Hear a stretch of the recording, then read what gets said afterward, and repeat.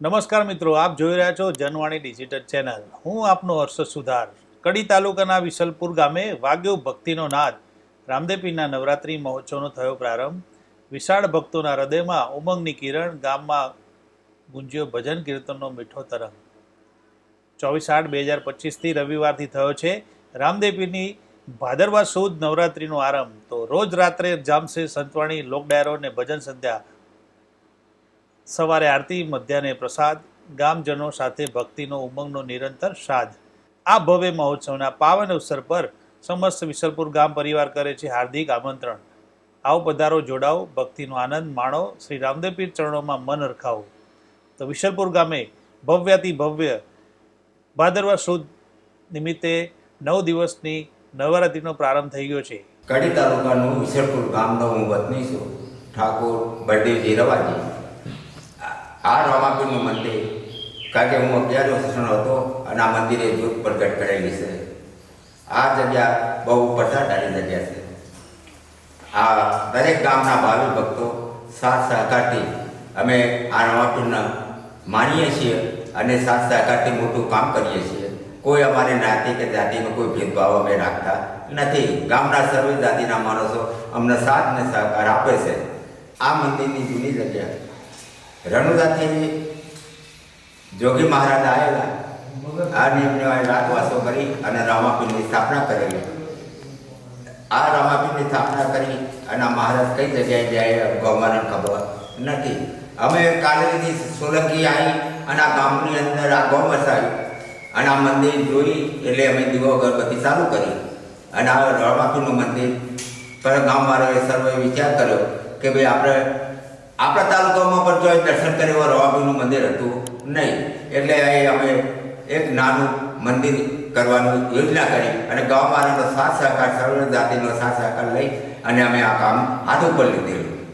જે વખતે રામાપીરે સમાધિ લીધી એ પછી મુસલમાનનો બાદશાહો ચડી અને ક્ષત્રિયોના રજવાડા છીનવી લીધા. અમે એમનો ધર્મ અપનાવવા માટે, હિન્દુ ધર્મનો ભ્રષ્ટ કરવા માટે એ લોકોએ બહુ દબાણ કર્યું. એટલે ત્યાંથી 3 મહારાજો આપણા ગુજરાતમાં આવી ગયા. એક મહારાજ સુરત ગામની અંદર ઝૂંપડી પોતીને રહ્યા અને ગામવાળાએ એમને સાથ સહકાર આપી અને એમ તો જગ્યા આપી.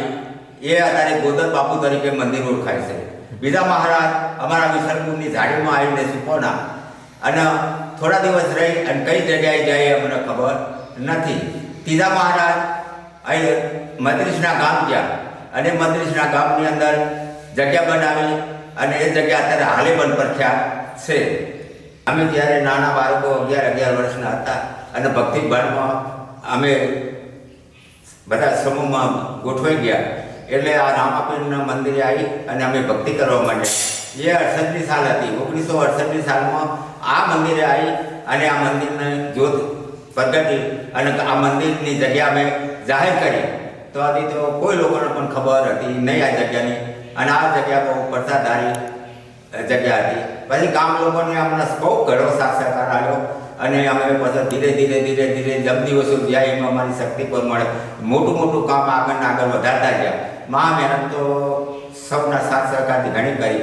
આ મંદિર નેચરવાળું મંદિર છે ને એ પછી અમે અમારી શક્તિ પર મળે 85ની સાલમાં આ મંદિર અમે બનાવેલું. જગ્યા ઉપર અમે ગામના નાના છોકરાઓ ભેગા થઈ અને આ જગ્યાએ અમે દર્શન કરવા માંડ્યા. એ વખતે આ મંદિર 5 ઈંટોનું હતું. પછી અમે 68ની સાલમાં 1968ની સાલમાં મંડળી બનાવી અને આખ્યાન કરીને મૂડી ભેગી કરી. પછી ધીરે અમે પૈસા ટકો બધો ભેગો થયો, અમને સારો સહકાર આવ્યો સર્વે જાતિઓએ અને 85ની સાલમાં અમે ત્યાં મંદિર બનાવવાની યોજના ચાલુ કરી. એ વખતે અમારે થોડા માણસો ફૂટ્યા એટલે 85ની સાલમાં મેં બીજું મંડળ બનાવ્યું અને આખ્યાન તો રામાપીરનું ચાલુ જ રાખ્યું.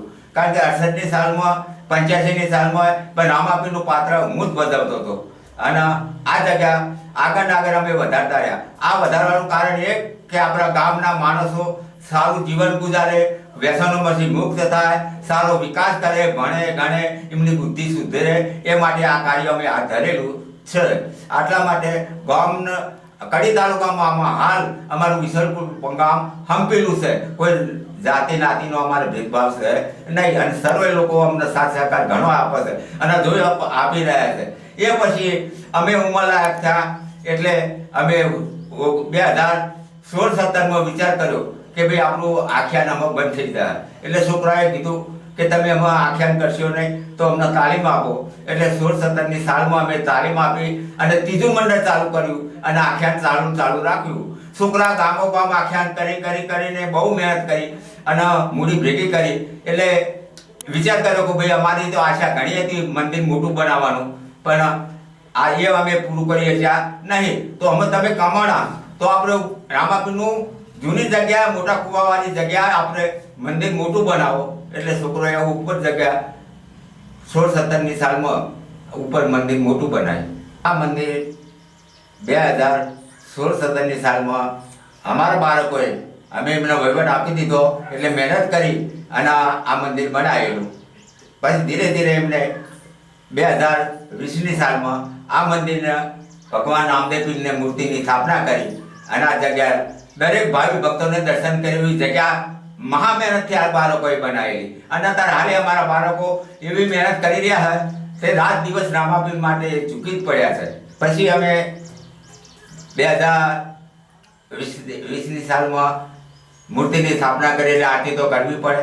પછી અમારા ધ્યાનમાં અમારા મહારાજ હાલ જે પૂજા કરી રહ્યા છે મહારાજ અમારા ધ્યાનમાં હતા તે અમે બોલાવી અને આરતીનું એમના બધું મૂકી દીધું. તો આ મહારાજ મહા મહેનતથી અત્યારે આરતી કરે, આવનારા ભક્તો માટે ચા પાણી જમવાના ટાઈમે જમવાનું એવી સેવા કરી રહ્યા છે અને મંદિરનું રક્ષણ કરી રહ્યા છે. મારું નામ મહાદેવગીરી.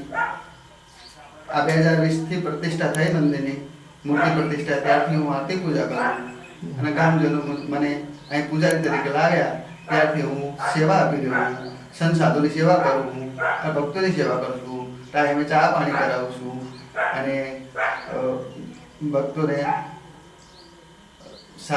સારો બોધ આપું છું, સદમાર્ગે વાળું છું.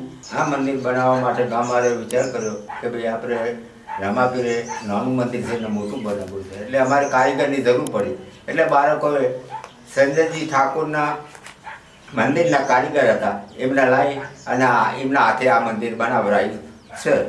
આવું મંદિર હાલમાં અમારે સૌ પ્રથમ તો કડી તાલુકાની અંદર આવું મંદિર કોઈ ગામમાં હતું નહીં અને આ મંદિરથી ઘણા ગામડાને અમને સાથ સહકાર આવ્યો. આજુબાજુના 15-20 ગામ તો પોતાના ગામ જેવો જ અમને સાથ સહકાર આવ્યો. ગામ લોકોએ ઘણો સહકાર આવ્યો અને અમારા બાળકો અત્યારે આ સારું કાર્ય કરવા માટે આગળ વધી રહ્યા છે. અમારા બાળકોએ આવું મંદિર જોયું એટલે એમને વિચાર કર્યો કે કોઈ સારી મૂર્તિ લાવી જોવે તો અમારા બાળકો રાજસ્થાનમાંથી સારી એવી મૂર્તિ લાવ્યા. હાલ અમારા કડી તાલુકાની અંદર બાળકો એવી મૂર્તિ પસંદ કરી એટલે કોઈ ગામમાં આવી મૂર્તિ છે નહીં અને એમને જે આનંદ ઉત્સવ હતો તે બાળકોએ એમને પૂરો કર્યો. દર વર્ષ એકમથી અમારી નવરાત્રિ ચાલુ થાય છે તે 11 સુધી અમારી નવરાત્રિ ચાલુ રહેશે. એટલે અમે એકમના દિવસે ભાદરવા સુધી એકમના દિવસે અમે ગામ જનો સર્વે સાથ સહકારથી એ મુહૂર્ત કરીએ છીએ અને ધીરે ધીરે પબ્લિક દર્શને આવે. બીજના દિવસે પબ્લિક આવે તો એમની સેવા કરી રહ્યા છીએ. ભાદરવા સુધી નોમના દિવસે આજુબાજુના ગામના લોકો તથા ગામના દરેક લોકો નેજા ચરાવે છે રામાપીરના અને અમે એમની ઘણી સેવા કરીએ છીએ. એમને ચા પાણી કરાવીએ, એમને જમણવાર આપીએ. પછી છેલ્લે અમારે 11ના દિવસે છેલ્લો દિવસ હોય છે એ દિવસે રાત્રે 11 વાગે ભૈરવ દાદાનો અમે જમણવાર કરીએ છીએ. નવરાત્રિમાં તો અમે રામાપીરના ખાસ લાઈન ઉપર જ પ્રોગ્રામો રાખીએ છીએ. નોમના દિવસે 33 પાઠ પૂરીએ છીએ. અમારા ગુરુજી સુરતના અખાડાવાળા ગુરુજીને બોલાવીએ છીએ અને પબ્લિકની સેવા કરીએ છીએ. આ ગામની અંદર સર્વે લોકો અમને સાથ સહકાર આપે છે. બીજું કોઈ અમારે શું থাকে કે ગામના લોકો સમ સહકારથી અને કોઈ ભેદભાવ વગર જીવન ગુજારે એવી ધ્યેય અમારો છે અને છોકરોને સારી તાલીમ આપીએ છીએ. દરરોજ અમે 11 દિવસ એકમથી તે 11 સુધી રાત્રે ભજન કીર્તન કરીએ છીએ. કલાકારો લાવી રોહિતજી જેવા ઠાકોરના લાવી અને અમે ભજન કીર્તન કરાવીએ છીએ અને પબ્લિકનો આનંદ પૂરો કરીએ છીએ. આ ભક્તિ લાઈન અમારા પકડવાથી ગામની અંદર ઘણો સારો સુધારો થયો છે. ગામના લોકો સમથી રહે છે, બાળકોને સારી રીતે અભ્યાસ કરાવે છે પછી કોઈ અમારે નાતી જાતિના કોઈ ભેદભાવ છે નથી અને ભક્તિ લાઈનમાં સર્વે માણસો એકતા રાખી અને અમને સાથ સહકાર આપે છે. આ કાર્યક્રમમાં રામાપીરના અંદર દરેક ગામના લોકો જેના જે શક્તિ પ્રમાણે અમને સાથ સહકાર ઘણો આપે છે.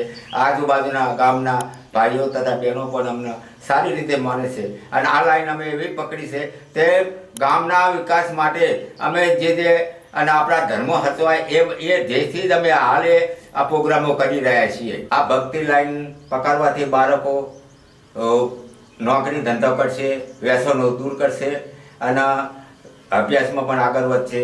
તો એમનું જીવન આગળ જતાં સુધરી જશે અને સારી લાઈન પકડશે અને ગામની અંદર સર્વે ભાઈચારો રાખી અને એકબીજાને હળી મળીને અને જીવન પૂરું કરશે. બાર ગામના શ્રદ્ધાળુઓ આ મંદિરે ઘણા લોકો દર્શન કરવા આવે છે, તોય પણ એમને અમે સારી રીતે સારું વર્તન રાખી અને ઠંડા મગજથી એમને એવી સારી શીખોમણ આપીએ છીએ કે ભાઈ રામાપીરની ભક્તિ કરો, તમારા બાળ બચ્ચોને અને તમે ખોટા વ્યસનોમાંથી દૂર રહો તો તમારું જીવન સુધરી જશે. વધુ અપડેટ માટે જોડાયેલા રહો.